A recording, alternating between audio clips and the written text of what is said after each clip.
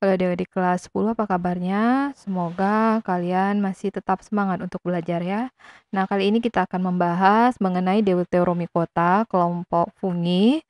Pada video sebelumnya kita sudah membahas mengenai Ascomycota, Zygomycota, dan Basidiomycota. Oke, langsung saja kita lihat di sini. Deuteromycota sebenarnya adalah jamur yang belum diketahui reproduksi seksualnya ya adik-adik. Jadi, kalau nanti reproduksi seksualnya sudah diketahui, jamur tersebut akan dikeluarkan dari kelompok Deuteromycota. Dia akan dimasukkan apakah ke dalam Zygomycota, Ascomycota, atau Basidiomycota ya. Makanya jamur ini juga disebut sebagai fungi imperfecti ya, jamur tidak sempurna.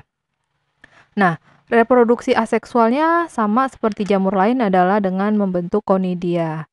Dan untuk ukurannya ada yang berukuran kecil, mikroskopis, ada yang makroskopis, ada yang uniseluler dan multiseluler. Nah, umumnya Deuteromycota ini dia berperan sebagai parasit ya adik-adik. Banyak yang menyebabkan penyakit pada manusia dan hewan. Nah, kita lihat ini contohnya tadi. Kita tahu tadi bahwa jika reproduksi seksual jamur tersebut diketahui, nah jamur itu akan dikeluarkan dari kelompok Deuteromycota ya. Nah ini contohnya, ini adalah oncom. Nah jamur yang nanti sering kita makan, konsumsi, kalau ini bentuknya. Nah awalnya dia termasuk Deuteromycota, namanya adalah Monila cytophila. Tapi para ahli kemudian menemukan bahwa reproduksi seksualnya dengan cara membentuk spora askospora ya. Jadi Monila cytophila ini tidak lagi termasuk dalam Deuteromycota tapi pada kelompok yang Ascomycota.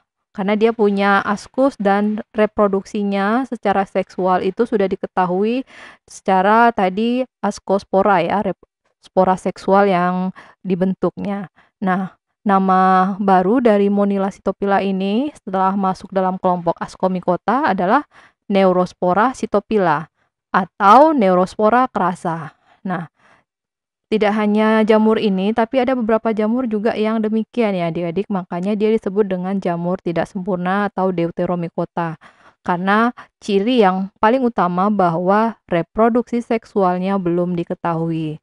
Nah, sekarang kita lihat peranan dari Deuteromycota yang umumnya memang merugikan yang menyebabkan penyakit. Nah, pertama ada Tinea versicolor, ini menyebabkan penyakit kulit ya, panu ya, seperti ini pada kulit putih-putih.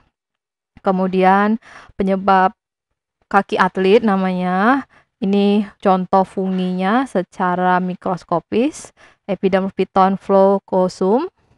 Kemudian 345 ini Microsporum, kemudian Trichophyton dan Epidermophyton. Ini menyebabkan juga penyakit pada kulit ya. Seperti ini pada hewan, istilahnya adalah ringworm.